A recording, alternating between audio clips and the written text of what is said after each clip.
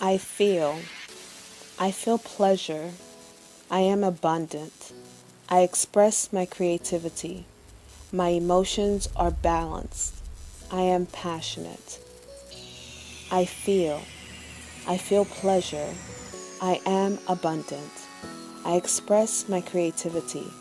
My emotions are balanced. I am passionate. I feel. I feel pleasure. I am abundant. I express my creativity. My emotions are balanced. I am passionate. We are on our silvery, silky moon.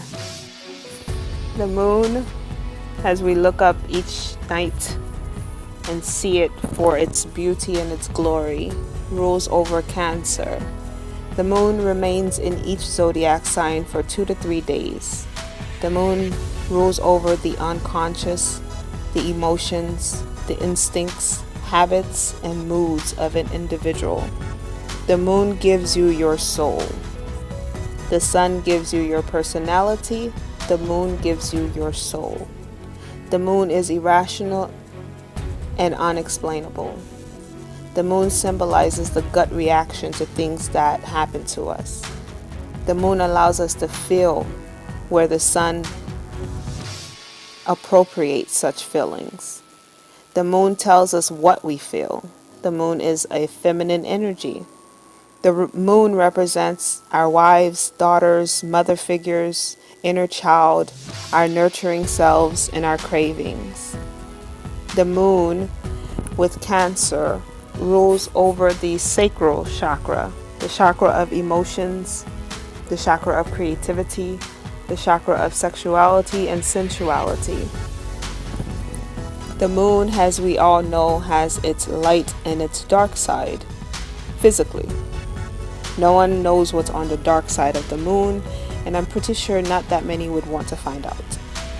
The light side of the moon gives us emotional balance.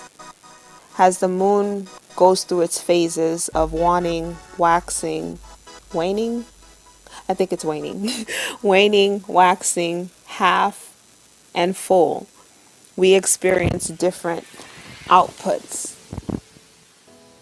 We experience different aspects of our reality, ourselves, our emotions. For example, when we're experiencing a new moon, this is the initiation of new beginnings. Most of the rituals for starting something new or welcoming something new are done during the new moon. The new moon is when the moon is in its darkest. It can barely be seen, or if at all be seen, in the sky. When the moon is waxing, this is when our intentions are set. We set the intention for the new moon. When the moon is in its first quarter, this is the period of decision making. As the moon waxed gibbous, meaning that more than half of the moon is shining in the sky, we refine ourselves. We may refine ourselves through personality inventory, through physical changes, through eating habits. There's many ways we can refine ourselves, through emotional balance. And then as the moon grows full, we release and seal our intentions. I could be saying that word wrong, but waning.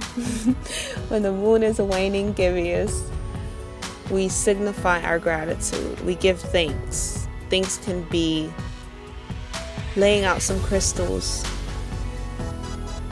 Things can be a 30-minute to an hour meditation. Things can be treating your body well. Things can be a yoga class, a salt bath, Remember, the moon rules over our emotions, and our emotions have a lot of control over our physical body. So to give the moon thanks would go hand in hand with taking care of your physical self. Now, as the moon goes into its third quarter, this is a period of forgiveness. In the period of forgiveness, it could be forgiveness of self, forgiveness of others, forgiveness of our past, forgiveness of worries, forgiveness of actions that have taken effect on us or that we have taken against others. Forgiveness in general. When the moon is waning crescent, we surrender. We let go. We give thanks and we let go. And we return to a new moon cycle once again. And we start a new cycle or a new beginning all over again. So you can kind of get the clarity and understanding of that amazing thing that we call the moon, that is in our sky, that most people probably pay little to no attention to. She's beautiful. She affects us. She moves us. You'll find the superstition that when the moon is full, oh my God, everyone's going crazy when the moon is full, which is opposite. Because when the moon is full, that's when you release and seal your intentions. So in modern society, the intention that is shared for a full moon is chaos and craziness. Can you imagine? If you're going through your spiritual awakening and you're coming across that, you can only imagine. Just stay quiet. Don't say anything when people are like, oh my God, the moon is full, everybody's going crazy, there's car accidents, blah blah blah. It's like, no, that's the complete opposite of whatever. That's when you respect the fact that not everyone is on that same journey or mission that you're on. And just because you know the truth does not mean everyone else around you know the truth. So you practice respect and you just smile and stay quiet. But that's the moon. Each phase of the moon, as you can see, unconsciously affects us. So, and it shows up in our conscious world through our instincts, our habits, our moods, and our emotions. That's the moon. So if you've ever wanted to know, why do I feel this way or that way? Like, the one thing I would say is download one of those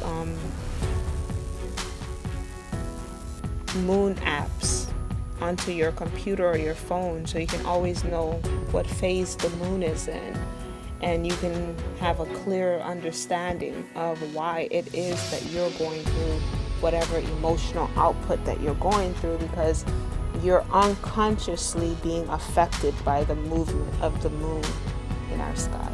So that's all I have for the moon, and that concludes our journey through the planets. And I believe our next set will be our journey through the 12 houses. So stay tuned, guys.